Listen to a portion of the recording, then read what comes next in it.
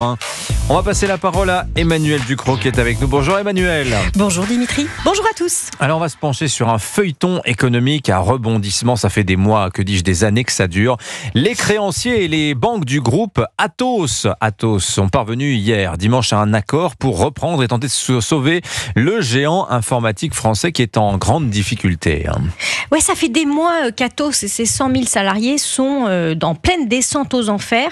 C'est un des plus spectaculaires naufrages économiques français des 5 dernières années. Il lui faut d'urgence trouver un peu plus d'1 milliard d'euros de liquidités pour tout simplement poursuivre son activité.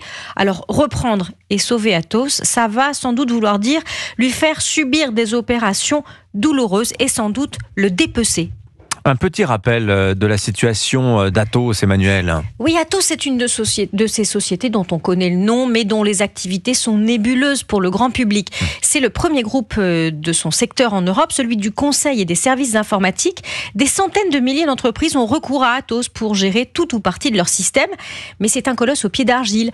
Des orientations stratégiques ratées, des appétits démesurés à l'ère de Thierry Breton, qui a présidé Atos pendant 11 ans, et une gestion hasardeuse. L'entreprise a accumulé, tenez-vous bien, 4,8 milliards d'euros de dettes. C'est énorme. Depuis février, elle a dû enclencher une procédure de restructuration. C'était ça ou la faillite. Et les tentatives de reprise ont échoué les unes après les autres. Et oui, en mai, il y avait encore 4 candidats à la reprise. Atos avait choisi une autre entreprise du même secteur, OnePoint, qui est un de ses actionnaires, pour tenter de la sauver, mais laquelle OnePoint a finalement jeté l'éponge la semaine passée devant l'ampleur de la tâche. Et ce sont finalement des financiers qui vont tenter de renflouer le navire en perdition, mais il va falloir aller très vite. Ça devrait commencer dès aujourd'hui, 1er juillet. Et oui, parce que Atos, là ça devient un peu croquignolesque cette affaire, c'est un des piliers de l'organisation des JO de Paris 2024. Bah oui, je vous ai pas raconté tout ça pour rien. C'est là que l'histoire économique un peu nébuleuse rejoint une réalité très concrète. S'il faut sauver Atos au plus vite et lui éviter la banqueroute, c'est que l'entreprise, c'est la colonne vertébrale informatique des Jeux Olympiques. Toute la cybersécurité de l'événement, c'est Atos. Le contrôle des accès, c'est Atos. La gestion de toutes les données des épreuves, la compilation des résultats, c'est Atos. Et le système qui permet la diffusion des épreuves par les médias, devinez, eh bien c'est Atos.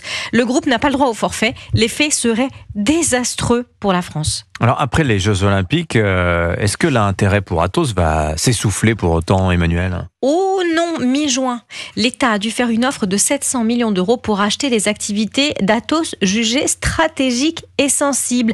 Parmi celles-ci, il y a des supercalculateurs, des activités de gestion du nucléaire, des contrats avec l'armée française et des produits de cybersécurité.